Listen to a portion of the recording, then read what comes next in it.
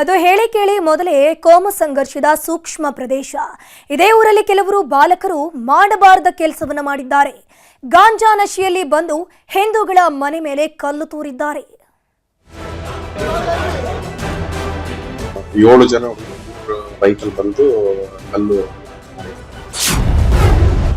ಮನೆ ಮೇಲೆ ಕಲ್ಲು ತೂರಾಟ, ಹೊತ್ತಿದ ಕೋಮಿನ ಕಿಚ್ಚು. ಗಾಂಜಾ ನಶೆ, ಅಪ್ರಾಪ್ತರ ಅಟ್ಟಹಾಸ, ಧರ್ಮದ ಸಮರ. ಶಿವಮೊಗ್ಗದಲ್ಲಿ ಅಪ್ರಾಪ್ತನ ಕಗ್ಗೋಲೆಯ ಕಿಚ್ಚು ಹೊತ್ತಿ ಉರಿದಿದೆ. ಇದೇ ಹೊತ್ತಲ್ಲೇ ಈಗ ಉತ್ತರ ಕನ್ನಡ ಜಿಲ್ಲೆಯಲ್ಲೂ ಧರ್ಮದ ಜ್ವಾಲೆ ಆವರಿಸಿದೆ. ಅಪ್ರಾಪ್ತರ ಅಟ್ಟಹಾಸಕ್ಕೆ ಧರ್ಮದ ನಂಜು ಬೆಸೆದುಕೊಂಡಿದ್ದು ಊರಿಗೆ ಊರೇ ಬೂದಿ ಮುಚ್ಚಿದ ಕೆಂಡದಂತಾಗಿದೆ. ಮುಖದ ಮೇಲೆ ಇನ್ನೂ ಸರಿಯಾಗಿ ಮೀಸೆ ಮೂಡಿಲ್ಲ. ಅಷ್ಟರಲ್ಲೇ ಗಾಂಜಾ ಏರಿಸಿಕೊಂಡು ಹಾದಿ ಬೀದಿಯಲ್ಲಿ ಅಟ್ಟಹಾಸವನ್ನ ಶುರು ಮಾಡಿದ್ದಾರೆ. ಕತ್ತಲ ರಾತ್ರಿಯಲ್ಲಿ ಬಂದವರು ಹಿಂದೂಗಳ ಮನೆ ಮೇಲೆ ಕಲ್ಲು ತೂರಿದ್ದಾರೆ.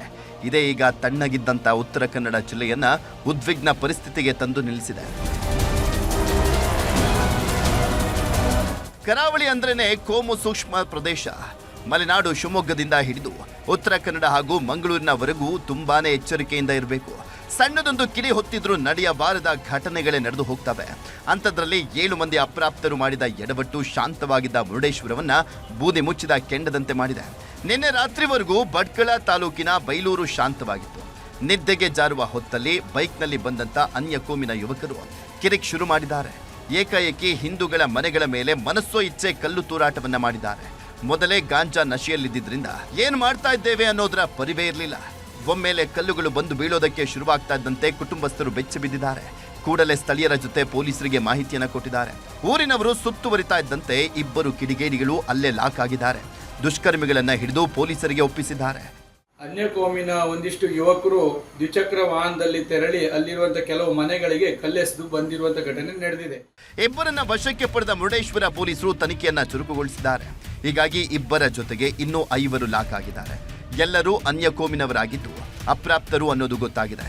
ಪ್ರಾಥಮಿಕ ಪರೀಕ್ಷೆಯಲ್ಲಿ ಬಾಲಕರೆಲ್ಲ ಗಾಂಜಾ ಸೇವಿಸಿದ್ದು ದೃಢಪಟ್ಟಿದೆ.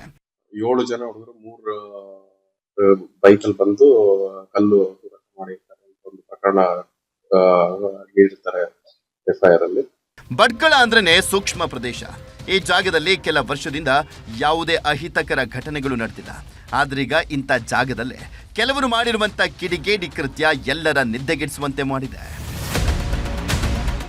ದರ್ಶನ್ ನಾಯ್ಕ್, ನ್ಯೂಸ್ 18, ಕಾರವಾರ. ಕೊಪ್ಪಳದ 20 ಹಳ್ಳಿ ಜನರಿಗೆ ಕಾರ್ಖಾನೆಗಳೇ ಕಂಟಕವಾಗಿ ಕಾಡ್ತಿದೆ. ಹೀಗಾಗಿ ಕಾರ್ಖಾನೆಗಳ ವಿಸ್ತರಣೆ ಬೇಡ ಅಂದ್ರೂ ಆದೇಶವನ್ನ ಹಿಂಪಡಿತಿಲ್ಲ. ಇದರಿಂದ ಸಿಟ್ಟಿಗೆದ್ದ ಜನ ಇಡೀ ಕೊಪ್ಪಳವನ್ನೇ ಬಂದ್ ಮಾಡಿದ್ದಾರೆ.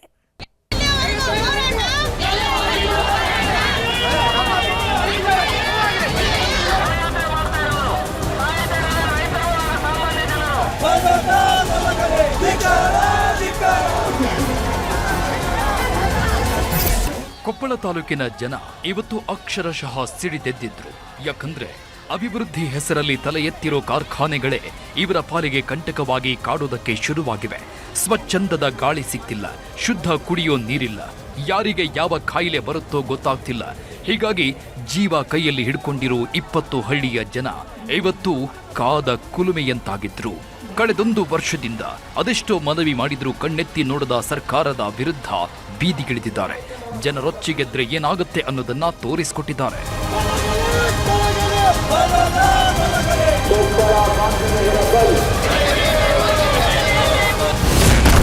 ಕೊಪ್ಪಳ ಜನರ ಜೀವಕ್ಕೆ ಕಂಟಕವಾಗ್ತಿವೆ ಕಾರ್ಖಾನೆ.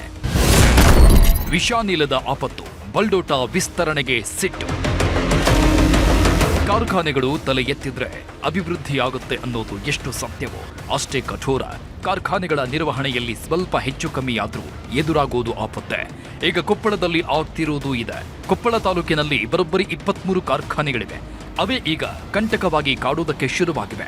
ಕಾರ್ಖಾನೆಗಳಿಂದ ಹೊರಬರ್ತಿರೋ ವಿಷಾನಿಲ ಹಾಗೂ ಧೂಳಿನಿಂದ 20 ಹಳ್ಳಿಗಳ ಜನ ಕಂಗಾಲಾಗಿ ಹೋಗಿದ್ದಾರೆ. ಅದರಲ್ಲೂ ಕಳೆದ ವರ್ಷ ಬಲ್ಡೋಟ ಕಂಪನಿ ವಿಸ್ತರಣೆಗೆ ರಾಜ್ಯ ಸರ್ಕಾರ ಒಪ್ಪಿಗೆ ಕೊಟ್ಟಿತ್ತು. ಇದು ಇಲ್ಲಿನ ಜನರ ಕೋಪ ನೆತ್ತಿಗೇರಿತ್ತು. ಯಾವುದೇ ಕಾರಣಕ್ಕೂ ವಿಸ್ತರಣೆ ಮಾಡಬಾರದು ಅಂತ ಸಿಡಿದೆದ್ದಿದ್ರು. ಹೀಗಾಗಿ ಇವತ್ತಿಗೆ ಸರಿಯಾಗಿ 1 ವರ್ಷದ ಹಿಂದೆ ಕೊಪ್ಪಳ ಬಂದ್ ಮಾಡಿ ಹೋರಾಟ ಮಾಡ್ತಾ ಇದ್ದಂತೆ ಕಾರ್ಖಾನೆ ವಿಸ್ತರಣೆ ಕಾರ್ಯಕ್ಕೆ ಬ್ರೇಕ್ ಬಿದ್ದಿತ್ತು. ಆದರೆ ಇದುವರೆಗೂ ರದ್ದತಿಯ ಆದೇಶ ಹೊರಡಿಸಿಲ್ಲ. ಇದು ಸಾಲದು ಅಂತ ಹೈಕೋರ್ಟ್ ಆದೇಶದ ಮಧ್ಯೆಗೆ ಬಸಾಪುರ ಕೆರೆ ಒತ್ತುವರಿ ಮಾಡಿಕೊಂಡಿದ್ದಾರಂತೆ. ಹೀಗಾಗಿ ಇಲ್ಲಿ ಜನರ ಆರೋಗ್ಯ ಸಮಸ್ಯೆ ಬಗ್ಗೆ ವೈದ್ಯಕೀಯ ಅಧ್ಯಯನ ನಡೆಸಬೇಕು ಅಂತ ರೊಚ್ಚಿಗೆದ್ದಿದ್ದಾರೆ. ಕಳೆದ 117 ದಿನದಿಂದ ಅನಿರ್ದಿಷ್ಟಾವಧಿ ಸತ್ಯಾಗ್ರಹ ನಡೆಸ್ತಾ ಇದ್ದವರು ಇವತ್ತು ಇಡೀ ಕೊಪ್ಪಳವನ್ನೇ ಬಂದ್ ಮಾಡಿದ್ದಾರೆ. ಬೆಲ್ಡೋಟ ಕಂಪನಿ ವಿಸ್ತರಣೆ ಆಗಬಾರ್ದು ಅನ್ನೋ ಒಂದು ನಿಟ್ಟಿನಲ್ಲಿ ನಮ್ಮ ಒಂದು ಹೋರಾಟ ಶುರುವಾಗಿದೆ. ಯಾಕಂದರೆ